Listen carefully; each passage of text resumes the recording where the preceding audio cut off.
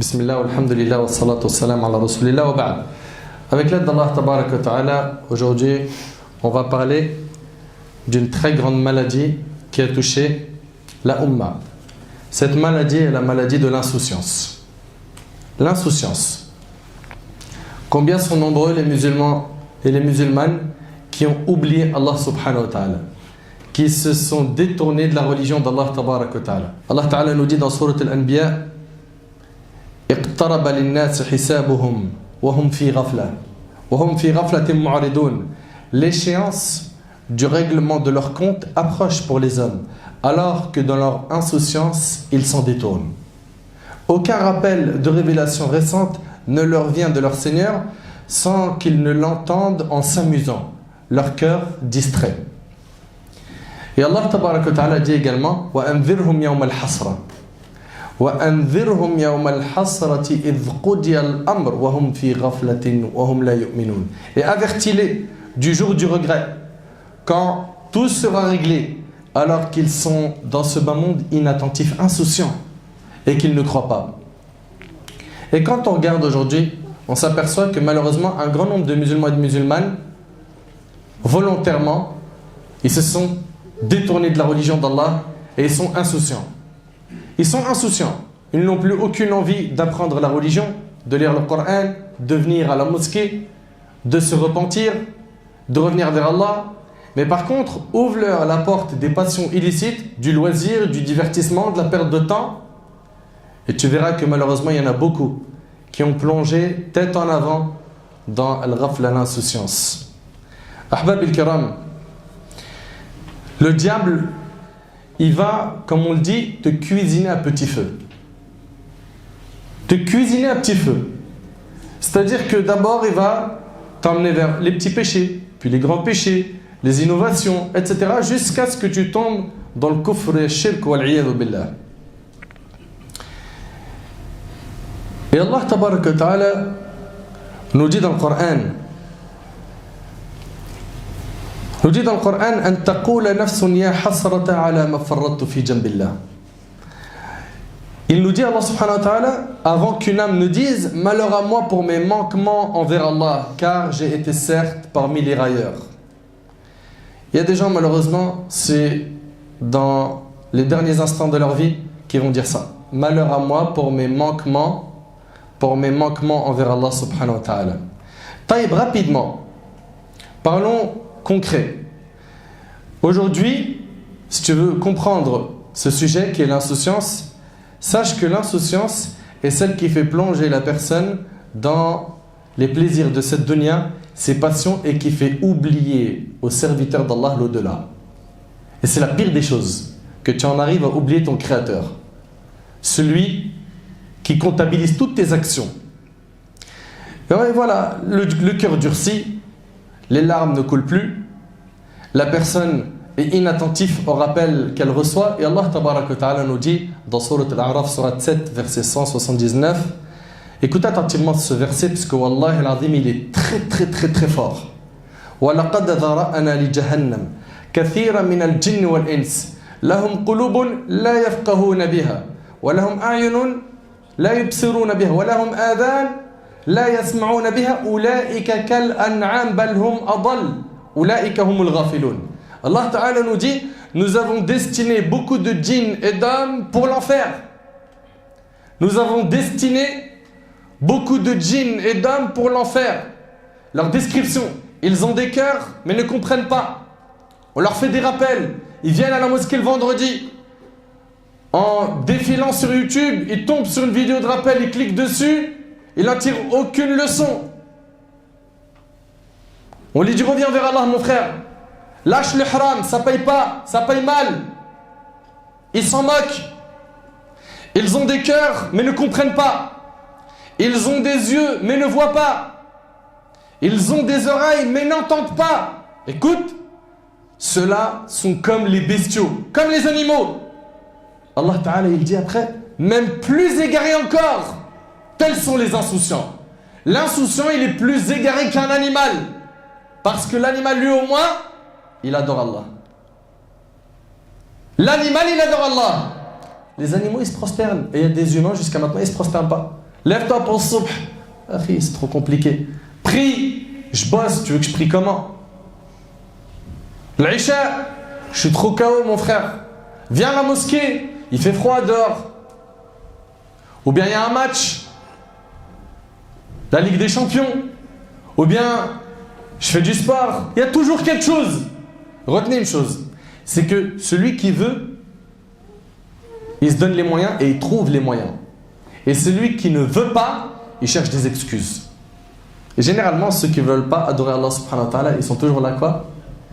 Pas à chercher des moyens de l'adorer, mais à se trouver des excuses. Des fausses excuses. Et le problème, c'est que tu peux te retrouver au moment de l'agonie à pleurer, à te dire dommage. Pourquoi j'ai pas assuré? N'oubliez pas, le jour du jugement, il a été appelé le jour du regret. Donc chacun d'entre nous doit prendre garde à l'insouciance et doit être très vigilant dans son rapport avec la vie d'ici-bas. Tu veux bosser, gagner de l'argent, pas de problème.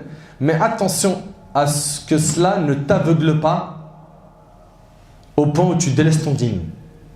Il y en a, wallahi l'azim, ils ont commencé dans le business, etc. Ils avaient une bonne niya, ils faisaient du khair, ils faisaient du bien, il était comme la pluie. Là où il est, masha'Allah.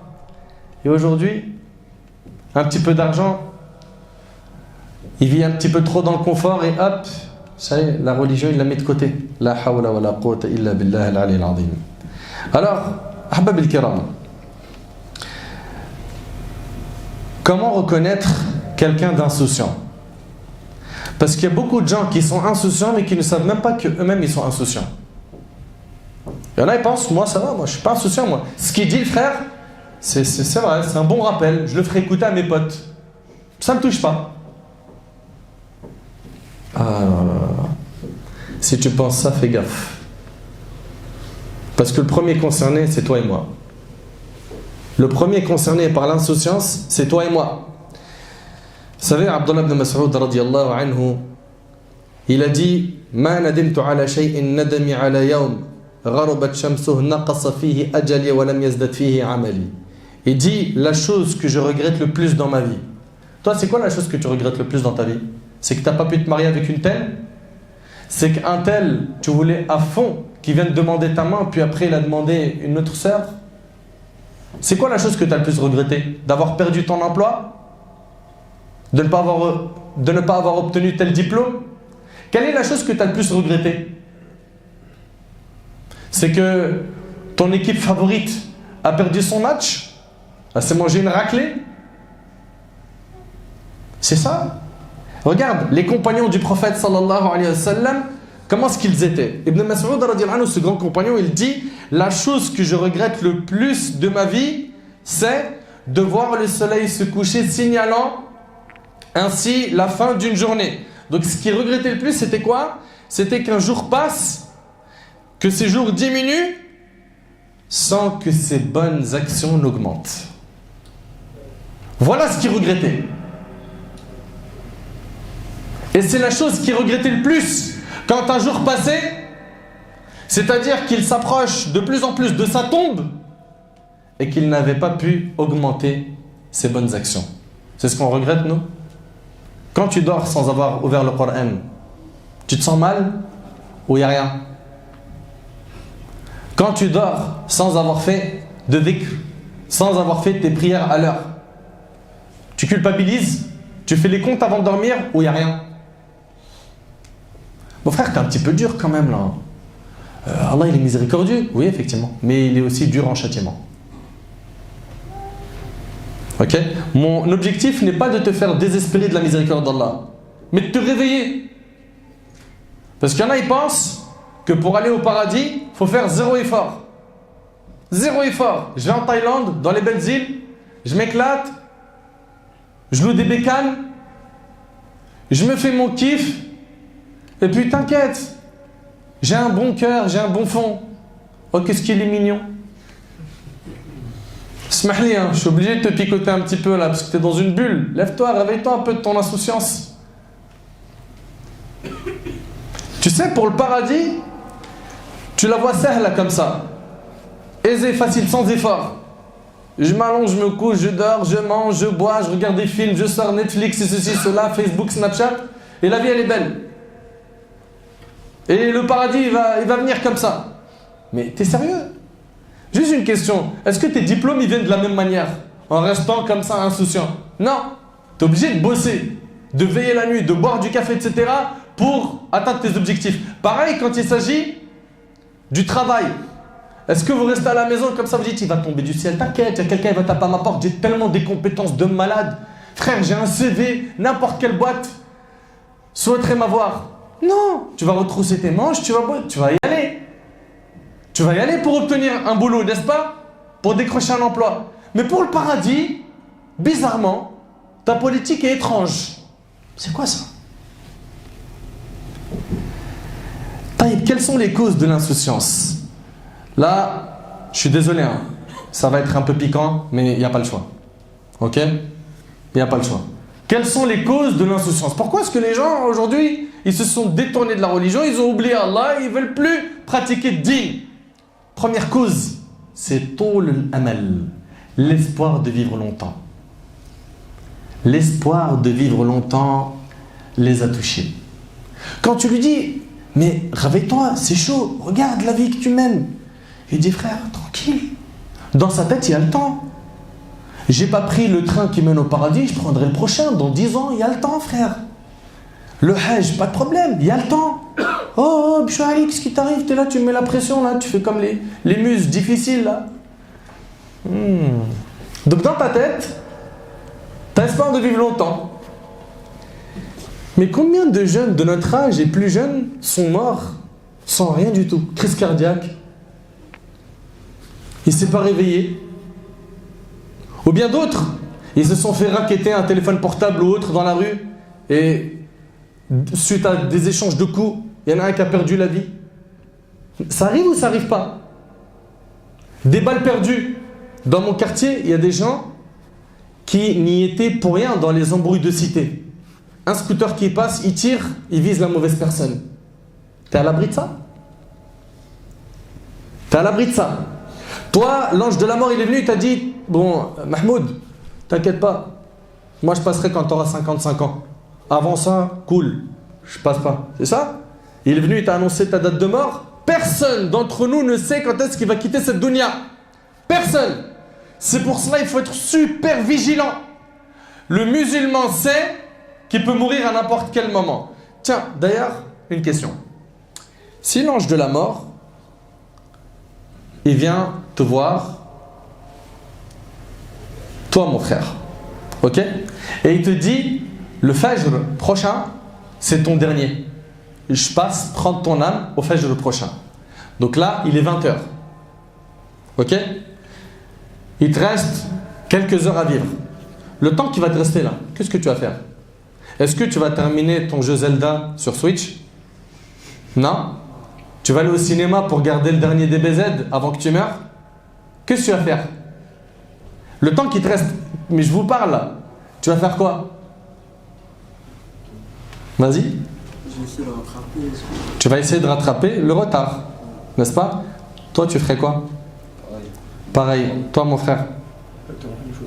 La même chose. Mon frère, toi? Pareil. Comment? On se repent. Donc on multiplie l'istighfar, tawbah, etc. N'est-ce pas? Toi, petit frère? Pareil.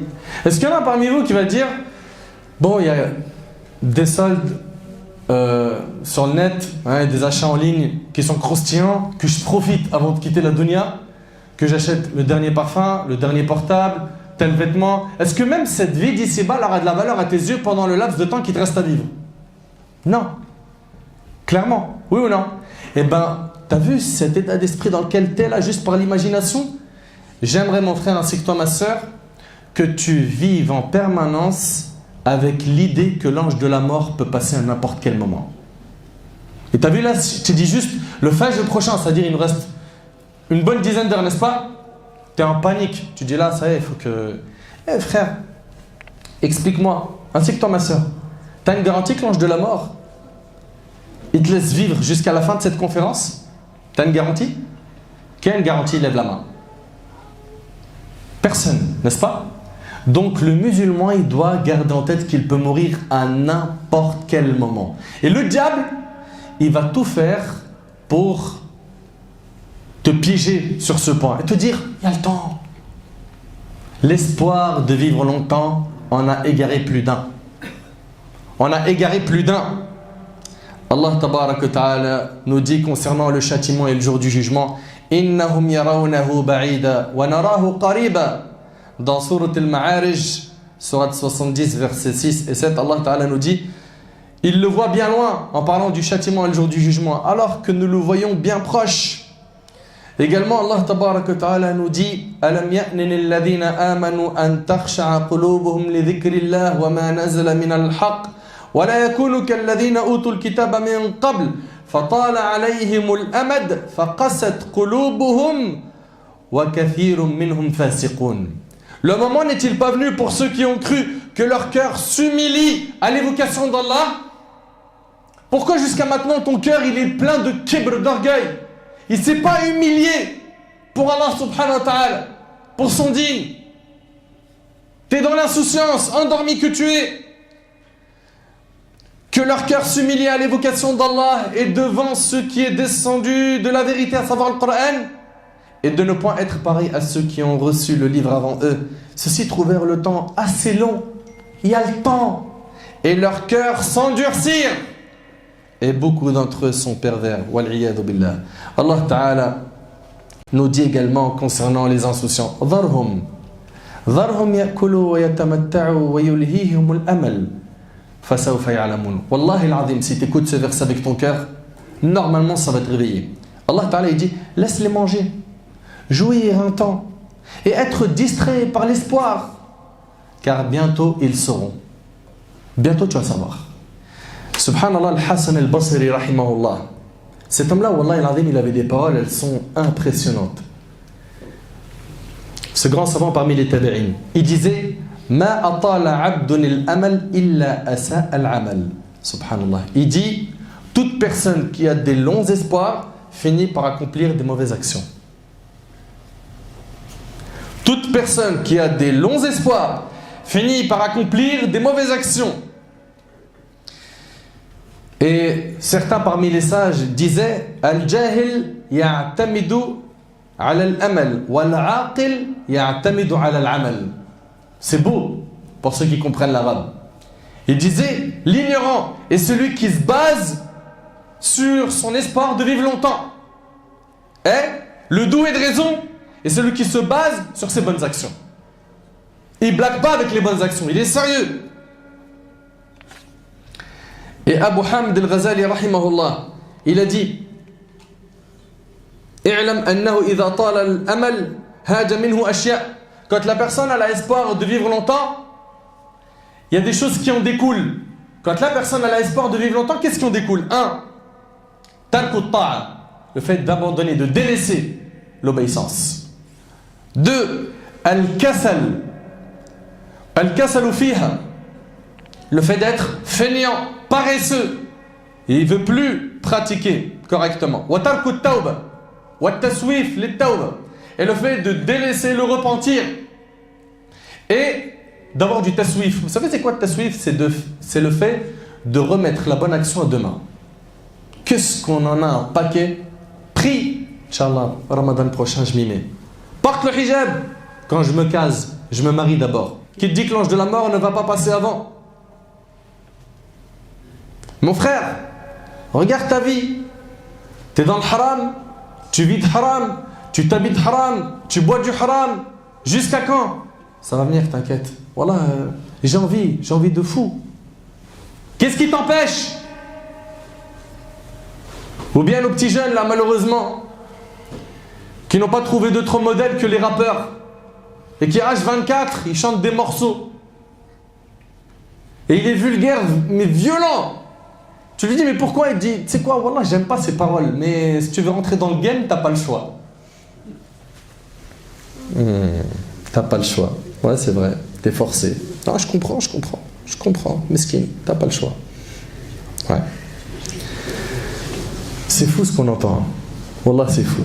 Ça, c'est une jeunesse qui qui est dans le bain de l'insouciance. Ça serait bien qu'il se réveille avant qu'il soit trop tard.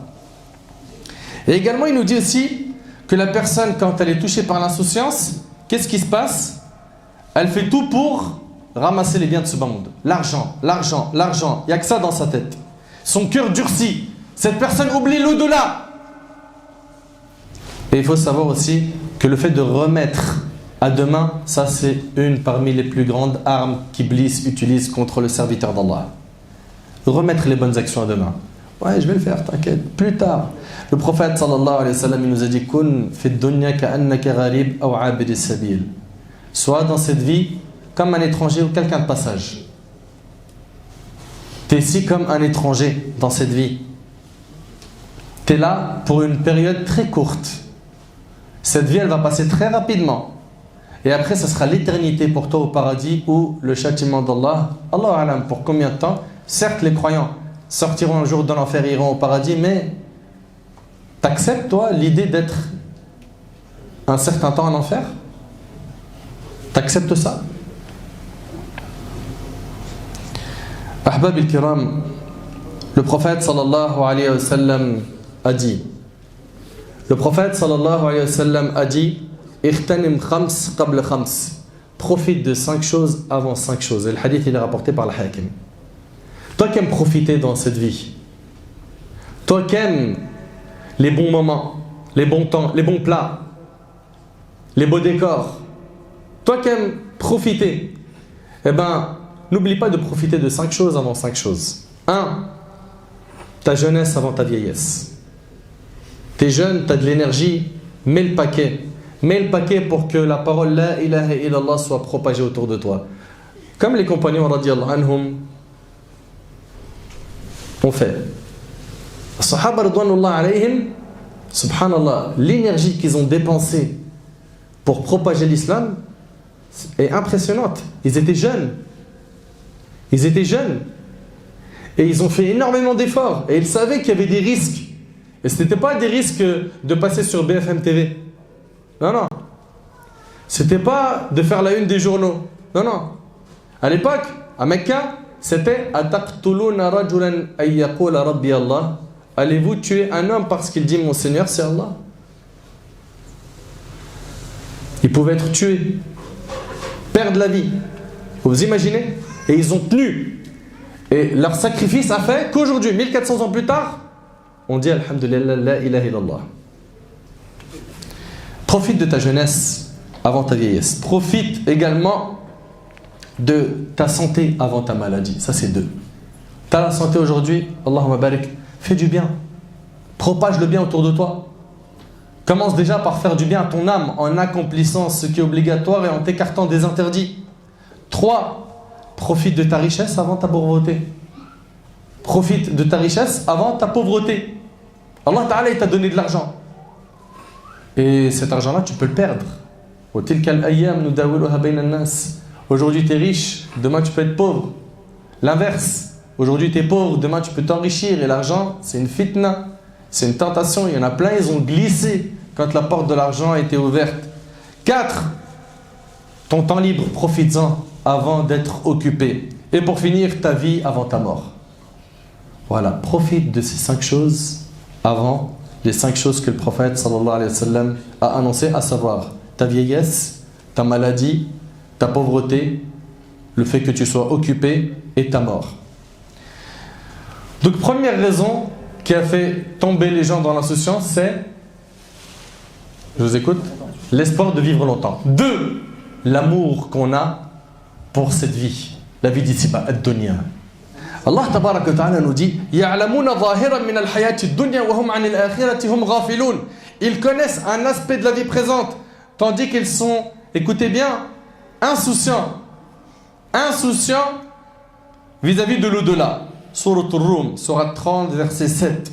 C'est vrai, les gens ils connaissent bien la vie d'ici-bas. Ils connaissent tout au plus petit détail. Mais concernant al-akhirah, l'au-delà, illa man rahim Allah, sauf ceux à qui Allah fait miséricorde. Il y en a plein, ils sont ignorants, ils connaissent rien. Ici sur terre, tu lui parles de médecine, il est calé.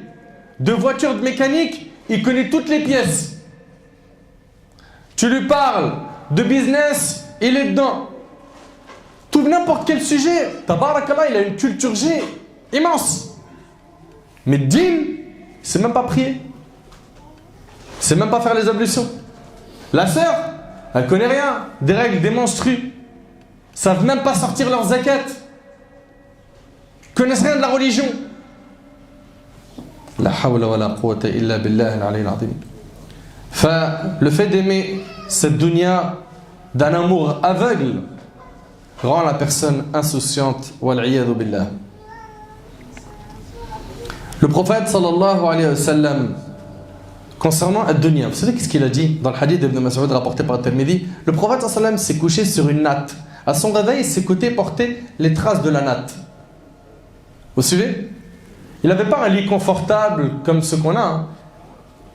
Il avait donc ce tapis de paille et en se réveillant, il avait la trace sur son côté. Nous dit, ô messager d'Allah, que dirais-tu si nous t'achetions un tapis? On te met quand même dans un certain confort, ya Rasulallah. D'ailleurs, Omar, quand il a vu ça dans Sahih Muslim, il a pleuré. Il a dit, César et Khosroès, les rois de ton époque, ils ont des palais, ils sont dans le confort. Et toi, ya Rasulallah, regarde. Là, dans ce hadith d'Ibn Mas'ud, le prophète a dit, qu'ai-je à faire avec ce bas monde? Qu'ai-je à faire avec ce bas monde? Je n'y suis que comme un cavalier qui se mit à l'ombre d'un arbre, puis partit en le laissant. Subhanallah, c'est incroyable. Je n'y suis dans la dunya que comme un cavalier qui se mit à l'ombre d'un arbre, puis partit en le laissant. Allahu Akbar. Subhanallah. Troisième raison qui a fait tomber les gens dans l'insouciance, c'est le fait de prendre la religion pour un jeu.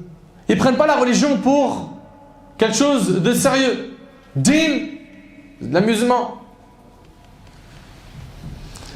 Allah Azza wa Jalla nous dit الذين اتخذوا دينهم لهوا ولعبا وغرتهم الحياة الدنيا فاليوم ننساهم كما نسوا لقاء يومهم هذا وما كانوا بآياتنا يجحدون. Ceux-ci prenaient leur religion comme distraction et jeu. Et la vie d'ici-bas les trompait. Ils ont été trompés par la dunya. Aujourd'hui, Allah nous dit qu'il les abandonnera. Comme ils ont oublié la rencontre de leur jour que voici. Et parce qu'ils reniaient nos enseignements. Allahu Akbar. Allahu Akbar. Si on veut résumer ce qu'on vient de dire. Les causes qui font tomber les gens dans l'insouciance, on a dit l'espoir de vivre longtemps. 2. L'amour aveugle que l'on a pour ad-dunya. 3. Le fait de prendre notre religion pour un jeu, un amusement. Le résultat de l'insouciance, qu'est-ce qui se passe? C'est que le diable devient notre compagnon inséparable. Allah Ta'ala nous dit وَمَنْ يَعْشُ عَنْ ذِكْرِ الرَّحْمَنِ نُقَيِّدْ لَهُ شَيْطَانٍ فَهُوَ لَهُ قَرِينٌ. Et quiconque s'aveugle, s'écarte du rappel du tout miséricordieux, nous lui désignons un diable qui devient son compagnon inséparable. Allahu Akbar. Mais est-ce que vous écoutez ces versets en étant attentif, ou est-ce que vous êtes insouciant face à ce rappel? Et quiconque s'aveugle du rappel du tout miséricordieux, nous lui désignons un diable qui devient son compagnon inséparable. Allahu Akbar.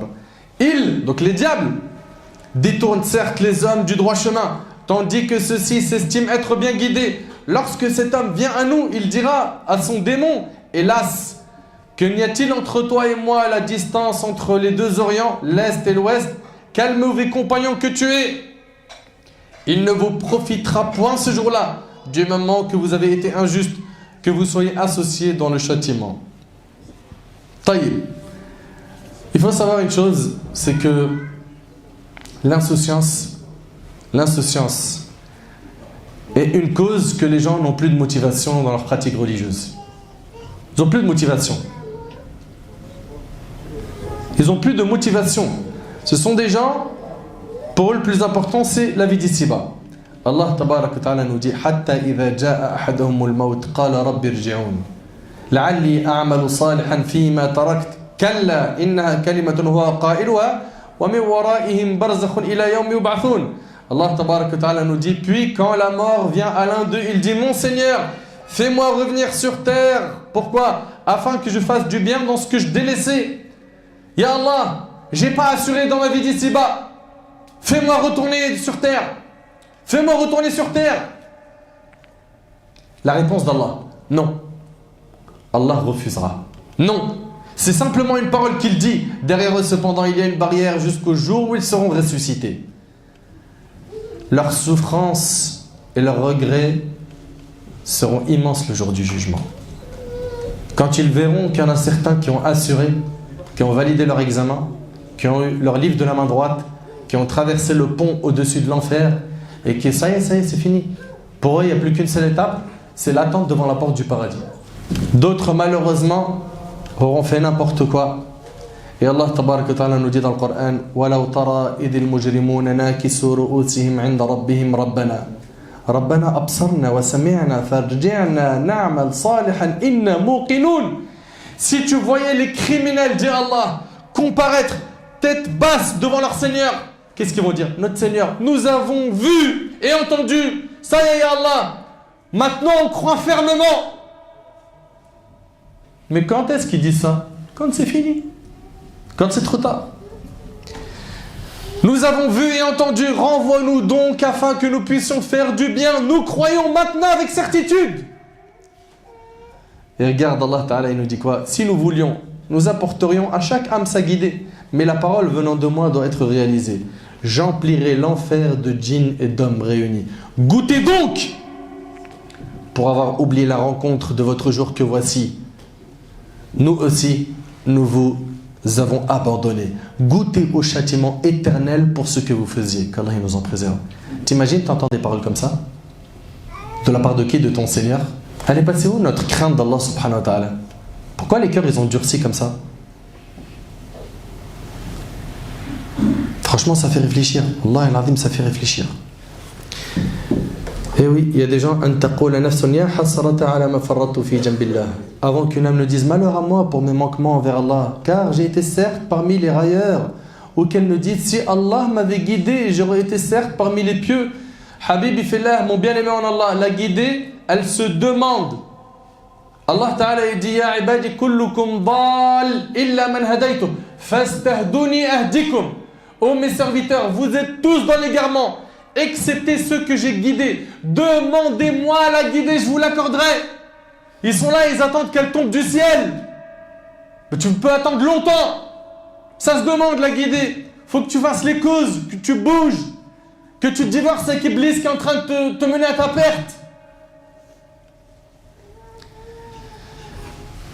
Parlons maintenant de solutions, parce que les constats, c'est important, mais les solutions, c'est encore plus important. Premièrement, mon frère, si tu veux réveiller ton cœur et revenir au droit chemin, la première des choses, c'est quoi? C'est que tu dois te rappeler de la mort et du jour du jugement. Tu dois avoir ça en tête en permanence. Sahl ibn Sa'd radiyallahu anhu rapporte que l'ange Gabriel alayhi salam est venu au prophète sallallahu alayhi wa sallam et lui a prodigué ses conseils. Il lui a dit Ya Muhammad, ish ma shi'ta fa innaka mayyit. Ô Muhammad, vis autant que tu veux, tu finiras par mourir. Et fais ce que tu veux, tu en seras rétribué. Aime qui tu veux, tu devras t'en séparer. Et sache que l'honneur du croyant, il se trouve dans quoi? La couleur de ta peau? Ta nationalité? Il se trouve dans quoi? Ton rang social, tes diplômes? Ah, le quartier dans lequel tu habites? Et sache que l'honneur du croyant se trouve dans la prière de la nuit, dans l'ibad, dans l'adoration, dans Qiyamul Layl. Ce moment-là, des privilégiés, des élus, et que sa fierté, la fierté du croyant, se trouve dans le fait de se passer des autres gens. Ahbab al-Kiram, le fait de se rappeler de la mort et qu'on sera ressuscité de la même manière dont on est mort, en principe, ça réveille le cœur. Ça réveille le cœur. Allah Ta'ala nous dit وَنُقَلِّبُ أَفْئِدَتُهُمْ وَأَبْصَارُهُمْ كَمَا لَمْ يُؤْمِنُوا بِهِ أَوَّلَ مَرَّةٍ. Subhanallah. Allah Ta'ala nous dit le jour du jugement, écoutez bien, le jour du jugement, tu es présenté à Allah seul. Allah Ta'ala il nous dit وَلَقَدْ جِئْتُمُونَ فُرَادًا كَمَا خَلَقْنَاكُمْ أَوَّلَ مَرَّةٍ. Et vous voici venus à nous seuls, tout comme nous vous avions créé la première fois. Le jour du jugement, tu viens seul. Ici, tu as un problème, tu peux ramener quelqu'un avec toi. Des amis, ton père, ton frère, un avocat, Le jour du jugement, tu es tout seul. Tout seul devant le maître. Et pour ceux qui sont déjà rentrés dans un tribunal dans la vie d'ici-bas, tout le monde sait à quel point le climat il est glacé dans le tribunal, oui ou non? Glacé. Tu es dans la salle, ça te fait froid dans le dos. Eh bien imagine-toi, mon frère ainsi que toi, ma soeur, le jugement d'Allah. Où là on parle de ta destination finale. Il n'y a plus de marche arrière. Pas de piston. Pas d'avocat. Personne ne peut t'aider ce jour-là. Donc la première des choses, on a dit, c'est de se rappeler de la mort. Le prophète sallallahu alayhi wa sallam a dit Akthiru min dhikri hadim al-ladhat. Akthiru min dhikri hadim al-ladhat. Multiplier le rappel de celle qui brise les plaisirs, à savoir la mort. Deuxièmement, le fait de savoir pourquoi est-ce que tu as été créé. Ça aide les gens à se réveiller. On a dit premièrement, toi qui veux te réveiller, pense à la mort et au jour du jugement. Deuxièmement, pourquoi tu as été créé? Allah Ta'ala il nous dit وَمَا خَلَقْتُ الْجِنَّ وَالْإِنسِ إِلَّا لِيَعْبُدُونَ, n'est-ce pas? Je n'ai créé les djinns et les hommes que pour qu'ils m'adorent. Voilà l'objectif de ta vie. Pourquoi est-ce que tu t'es détourné de cet objectif? Pourquoi? Pour quelle raison? Troisièmement, il faut que tu aies des objectifs dans ta vie. Toi qui veux sortir de l'insouciance, fixe-toi des objectifs. Et le plus grand objectif que tu dois avoir, c'est de gagner la satisfaction d'Allah. Mets ça devant tes yeux à chaque fois que tu dis, que tu fais n'importe quelle action et que tu prononces n'importe quelle parole. Garde toujours en tête Rid Allah subhanahu wa ta'ala. Quatrièmement, toi qui veux à tout prix sortir de ce gouffre, change ta fréquentation si elle est mauvaise. Change ta fréquentation si elle est mauvaise. Tu fréquentes des gens, mon frère, ainsi que toi, ma soeur, qui te noient dans l'insouciance. Quand tu es avec eux, est-ce qu'ils te rappellent Allah ou pas? Tes amis, quand tu es avec eux, ils parlent de quoi? Ils pensent à quoi? Qu'est-ce qu'ils aiment? Qu'est-ce qu'ils détestent? Comment est-ce qu'ils réfléchissent? Quels sont leurs objectifs?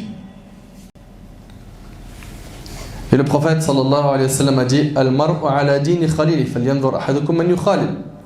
Le prophète sallallahu alayhi wa sallam a dit l'homme prend la religion de son ami intime, que chacun d'entre vous prenne garde à qui il fréquente. Allah Ta'ala il nous dit dans le Coran Al-akhillau yawma idhin ba'duhum li ba'din adu illa al-muttaqin. Les amis ce jour-là seront ennemis les uns des autres, excepté qui? Excepté les pieux. Également, ça c'est le cinquième point. Cinquième point pour te réveiller de ton insouciance, apprends la religion. Plus tu vas apprendre la religion, plus tu vas avoir un contact avec le livre d'Allah, avec méditation, plus tu vas comprendre le Coran et la Sunna, mieux tu vas te porter. Wallahi, tu vas sentir un épanouissement immense. Tu vas te sentir super bien, épanoui.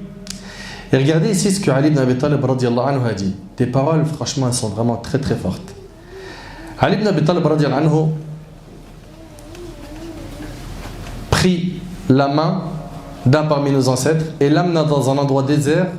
Au point du jour, il se mit à pousser de profonds soupirs et il lui a dit Ô Kamel ibn Zayd, les cœurs sont des récipients.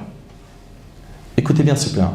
Les cœurs sont des récipients. Le meilleur est le plus avisé. Apprends de moi ce que je vais te dire. Il y a trois sortes d'hommes. Un enseignant docte, un élève qui s'instruit pour assurer son salut et la lie de la société qui, comme un troupeau de bétail, suit tout ce qui croissent. Donc on a celui qui est versé dans le din, d'accord, qui connaît beaucoup. On a celui qui apprend et on a celui qui suit, comme un mouton. Ces derniers penchent du côté de tout vent qui souffle, ne s'éclairent pas de la lumière de la science et ne se réfugient pas dans un coin sûr. La science est préférable à la richesse. Avoir de la science, connaître, c'est mieux que d'avoir de l'argent. Pourquoi? La première te préserve. La science, elle te préserve. Quand tu connais Allah, Allah, il te protège. La première te préserve. Quant à la seconde, donc la richesse, c'est toi qui la préserve. N'est-ce pas? La science accroît le mérite des œuvres. Quant à la fortune, elle en diminue la valeur. L'amour de l'homme de science est un prêt d'argent dont il sera décompté des comptes. Non. L'amour de l'homme de science est un prêt d'argent dont il sera demandé des comptes. la science fait acquérir dans sa vie l'obéissance à l'homme de science et après sa mort lui donnera une bonne réputation. Quant aux effets produits par la richesse, ils disparaissent de la même manière que les trésors s'épuisent de leur vivant. Les savants demeurent comme le temps qui ne finit pas. Les sources de la fortune se tarissent, par contre leur exemple reste présent dans les cœurs. Al-ilm, apprends. Tant que tu es en vie. Pour combien de temps j'apprends? T'apprends jusqu'à ta mort. L'imam Ahmad rahimahullah lui a dit, t'écris, t'apprends, tu te donnes à la science. Il a dit, ma'al mahbara ila al-maqbara. Je continuerai à apprendre jusqu'à ma mort. Ubayd ibn Ya'ish, c'était un parmi les professeurs de Bukhari et Muslim. Pendant 30 ans, il n'a pas mangé la nourriture avec sa main. Parce qu'il était occupé à écrire, c'est sa sœur qui lui donnait à manger. Et ces gens-là, ils ont sacrifié, ils ont énormément sacrifié. Sixièmement, toi qui veux à tout prix sortir de ce trou dans lequel tu es, invoque Allah, supplie-le. Invoque Allah et sache, garde en tête que les cœurs sont entre les deux doigts du miséricordieux et il les fait changer d'état comme il le veut. Azza wa Jalla. Le prophète alayhi salatu wassalam, quand on regarde dans la sunna, on voit que le dua qui faisait le plus c'était Ya muqallib al-qulub thabbit qalbi ala dinik. Oh toi qui détiens les cœurs, raffermis mon cœur sur ta religion. Demande à Allah qui raffermit ton cœur. Demande à Allah qui raffermit ton cœur sur la religion. Demande à Allah la guider. Demande à Allah de te pardonner. Demande à Allah de t'accorder une clairvoyance, une basira. Demande à Allah subhanahu wa ta'ala de guider tes pas, de t'utiliser dans le bien jusqu'à ton dernier souffle. Vous savez, il y a des gens, le jour du jugement, ils vont venir. Allahu Akbar. Les hasanats qu'ils vont avoir. Des montagnes de hasanat. Il y en a, subhanallah, ils ont énormément avancé et construit pour l'au-delà. D'autres, jusqu'à maintenant, ils sont sur le banc de touche. Ils font encore rien. Ben, il est temps de se reprendre en main. Et de se réveiller de cette insouciance. Parce que si tu ne te réveilles pas avant la mort, le jour du jugement, tu vas voir de tes yeux tout ce qui a été dit dans tous les discours que tu as entendus et tes regrets ne serviront à rien. Wallahi mon frère ainsi que toi ma soeur, on veut ton bien. Si on t'a secoué un peu et qu'on a levé le ton, par Allah Azza wa Jal, c'est uniquement parce que notre cœur il brûle de voir autant de jeunes et de frères et de sœurs et même des personnes âgées qui se sont détournées du chemin d'Allah, qui ne veulent plus de leur religion. La seule chose qui les intéresse, c'est le paraître. C'est leur image devant les gens. Bah ouais. Pourquoi il prend une maison à crédit ou une grosse voiture à crédit? L'image. Ce que les gens ils vont dire. Et je vais imposer le respect de cette manière-là. En fait, ce frère, cette sœur a tout fait pour avoir une image aux yeux des gens et il ne s'est pas soucié une seule seconde de l'image qu'il a auprès d'Allah. C'est vraiment malheureux. Qu'Allah nous réveille de cette insouciance, qu'Allah subhanahu wa ta'ala il nous facilite de comprendre notre religion et de la mettre en pratique, qu'Allah tabaraka wa ta'ala nous pardonne nos manquements, qu'il nous pardonne nos erreurs, qu'il améliore notre situation en France et partout dans le monde, qu'Allah tabaraka wa ta'ala nous facilite d'avoir un cœur rempli de l'amour d'Allah et du prophète sallallahu alayhi wa sallam, un cœur saint, parce que c'est la seule chose qui va nous sauver le jour du jugement. Yawma la yanfa'u malun wala banun illa man ata Allah biqalbin salim. Le jour où ni les biens ni la famille ne sera d'aucune utilité excepté celui qui se présente à Allah avec un cœur saint. Qu'Allah nous accorde un cœur saint. أسأل الله سبحانه وتعالى أن ينفعني بما قلت وأن ينفعكم بما سمعتم. هذا ما أعلم والله عز وجل أعلى وأعلم. سبحانك اللهم وبحمدك أشهد أن لا إله إلا أنت أستغفرك وأتوب إليك. جزاكم الله خير والسلام عليكم ورحمة الله وبركاته.